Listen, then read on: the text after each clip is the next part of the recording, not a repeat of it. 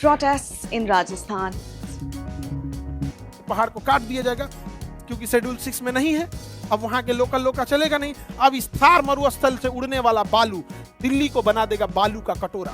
जिस mountain range ने न केवल दिल्ली एनसीआर को रेगिस्तान होने से बचाया है, बल्कि इंडिया के नॉर्थ वेस्टर्न पार्ट में लाइफ और बायोडाइवर्सिटी को अकेले दम पर सस्टेन किया है। नमस्कार, मैं हूं वर्षा सिंह और आप देख रहे हैं न्यूज टुडे 24। भारत की धरती पर जब भी प्राचीनता, प्रकृति और सभ्यता की बात होती है तो एक नाम चुपचाप लेकिन मजबूती से खड़ा रहता है, अरावली पर्वत श्रृंखला।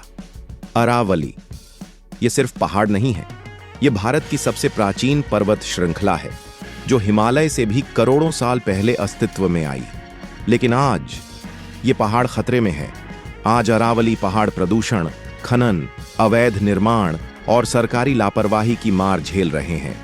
आज का सवाल है, क्या हम अपनी प्राकृतिक विरासत को बचा पाएंगे या अरावली सिर्फ किताबों में रह जाएगी? अरावली पर्वत क्या है? अरावली पर्वत श्रृंखला भारत के उत्तर पश्चिमी हिस्से में फैली हुई है। यह फैलती है गुजरात, राजस्थान, हरियाणा, दिल्ली करीब 800 किलोमीटर लंबी। यह श्रृंखला रेगिस्तान और हरे भरे मैदानों के बीच एक प्राकृतिक दीवार की तरह खड़ी है। अरावली का सबसे ऊंचा शिखर है गुरु शिखर, माउंट आबू। लेकिन ऊंचाई से भी ज्यादा महत्वपूर्ण है अरावली का पर्यावरणीय संतुलन में योगदान। अरावली का महत्व, इंपॉर्टेंस ऑफ अरावली। अरावली पहाड़ भारत के लिए क्यों जरूरी है? 1. पर्यावरण का रक्षक। अरावली रेगिस्तान को फैलने से रोकती है, हवाओं की गति को नियंत्रित करती है, तापमान संतुलित रखती है। अगर अरावली न होती तो थार रेगिस्तान दिल्ली तक पहुंच चुका होता। 2. पानी का स्रोत। अरावली भूजल रिचार्ज करती है, कई नदियों की जननी है, वर्षा जल को रोककर धरती में समाहित करती है। 3. जैव विविधता, बायोडाइवर्सिटी। यह पहाड़ तेंदुआ, नीलगाय, लोमड़ी, सैकड़ों पक्षी प्रजातियां का घर है। 4. इंसानों की जीवन रेखा अरावली पर निर्भर है। किसान, चरवाहे, आदिवासी समुदाय, इनकी आजीविका सीधे प्रकृति से जुड़ी है। खतरे में अरावली, थ्रेट्स टू अरावली। अब आते हैं उस सच्चाई पर जिसे अक्सर छुपा लिया जाता है। 1. अवैध खनन, इलीगल माइनिंग। अरावली में पत्थर, ग्रेनाइट, क्वार्ट्ज का बेतहाशा खनन हुआ। पूरे पहाड़ों को डायनामाइट से उड़ाया गया। परिणाम, पहाड़ खोखले, जमीन बंजर, पानी सूख गया। 2. अवैध निर्माण, इलीगल कंस्ट्रक्शन। आज अरावली पर farm house, resort, highway, real estate project बिना पर्यावरण अनुमति के बन रहे हैं। पेड़ काटे जा रहे हैं, पहाड़ समतल किए जा रहे हैं। 3. शहरीकरण और प्रदूषण। दिल्ली एनसीआर का फैलाव अरावली को निगलता जा रहा है। कचरा, सीवेज, प्लास्टिक सब पहाड़ों में डाला जा रहा है। सरकार और कानून, गवर्नमेंट एंड लॉज। भारत में अरावली की रक्षा के लिए कानून मौजूद है। Environment protection act, forest conservation act, NGT, national green tribunal के आदेश।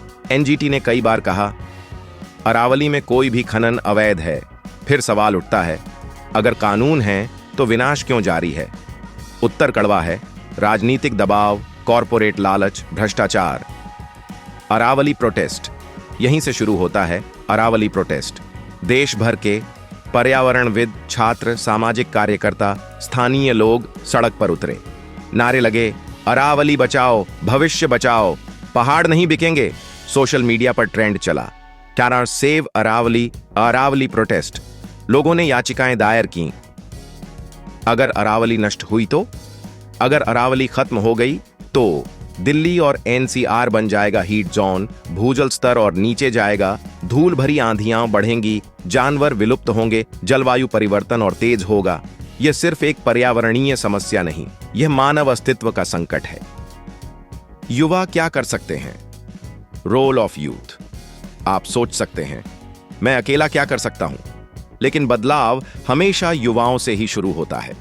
आप कर सकते हैं जानकारी फैलाना, सोशल मीडिया पर आवाज उठाना, पेड़ लगाना, गलत निर्माण का विरोध करना, पर्यावरण संगठनों से जुड़ना। याद रखिए, खामोशी भी एक अपराध है।